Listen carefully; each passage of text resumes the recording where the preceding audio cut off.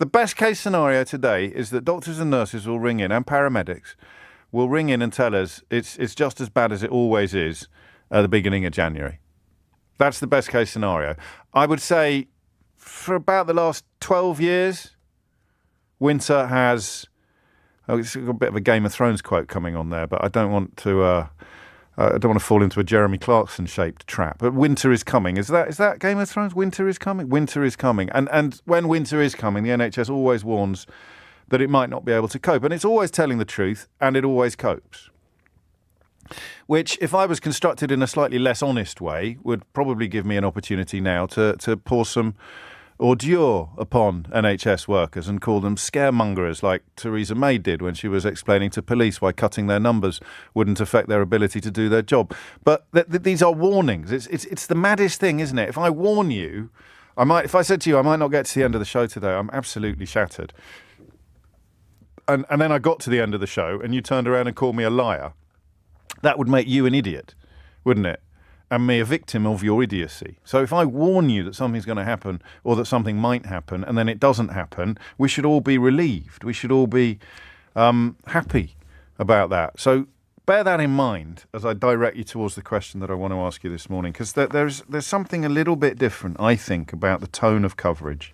The crisis, we're told today, could continue until Easter. One newspaper, it's probably the Times actually, because it reads like a government press release.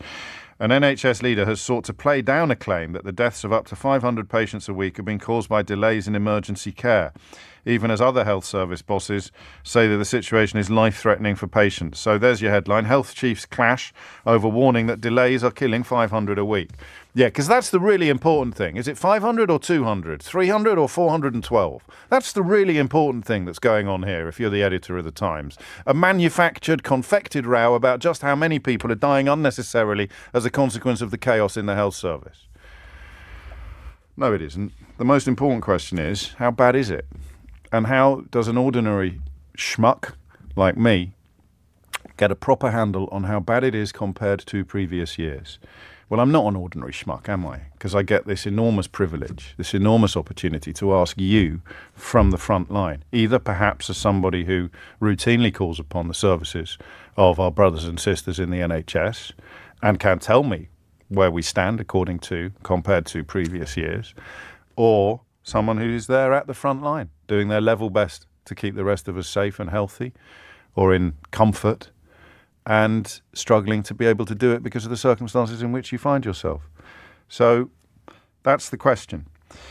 The warning is that it will last until Easter. The distraction tactic is a mad argument about how many people are actually dying as a consequence of delays and chaos. But the real question is, how bad is it compared to previous years? More than a dozen trusts, just think about this, more than a dozen trusts and ambulance services have declared critical incidents in the last few days. You've got flu, you've got COVID on the back, coming back, soaring demand, overstretched workforce, pressure on the health service. There have been warnings that as many as 500 people a week may be dying due to delays in emergency care alone. Oxygen for seriously ill patients is running out in parts of England, and leaders warn that chaos is expected to stay. In other words, chaos has become normal. There's a line we're probably going to hear again in the course of 2023, but I want you just to take a moment to roll it around your mouth, if you would, or your ears. Chaos has become normal in the NHS. Remember that in 2010, patient satisfaction with the National Health Service was the highest it has ever been, and probably the highest it will ever be. 12 years of Conservative rule later, chaos is the new normal, and none of it's their fault. None of it's their fault. Whew. So oxygen is running out. People are dying as a consequence of delays. Emergency care is crippled. Critical incidents have been declared. More will be.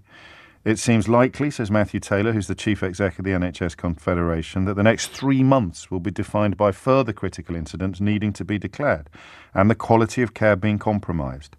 Ministers, of course, are on holiday until Monday, or at least Parliament is on holiday till Monday.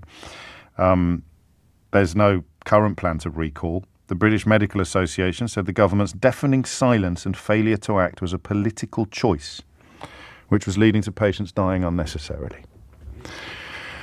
And so on this programme at least, normal service is resumed.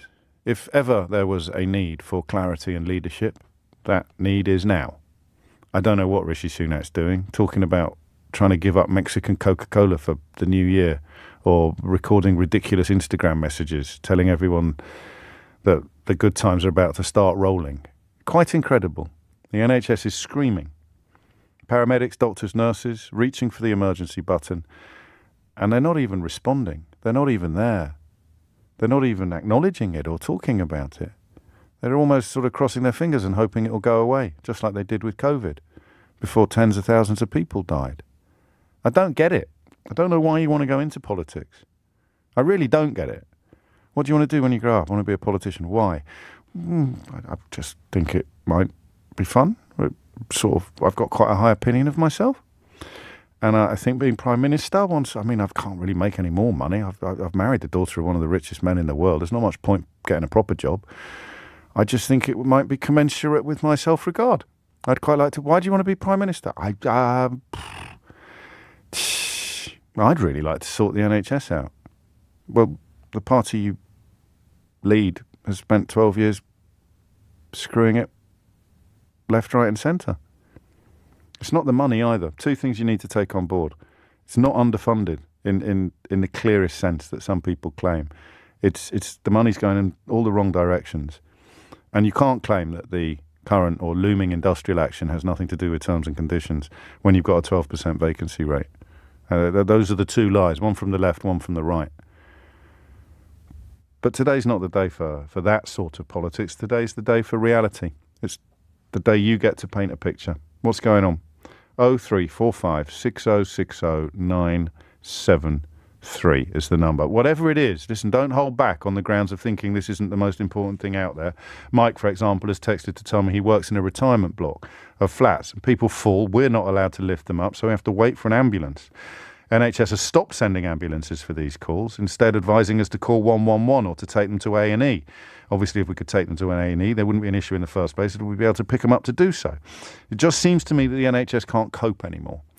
I saw a paramedic on social media this morning say, I don't think we can keep this up for much longer. I read doctors warning that this is unsustainable. I hear politicians from the governing party. Oh, no, I don't. Not a sausage. Not a syllable. Not a single scintilla of clarity or leadership.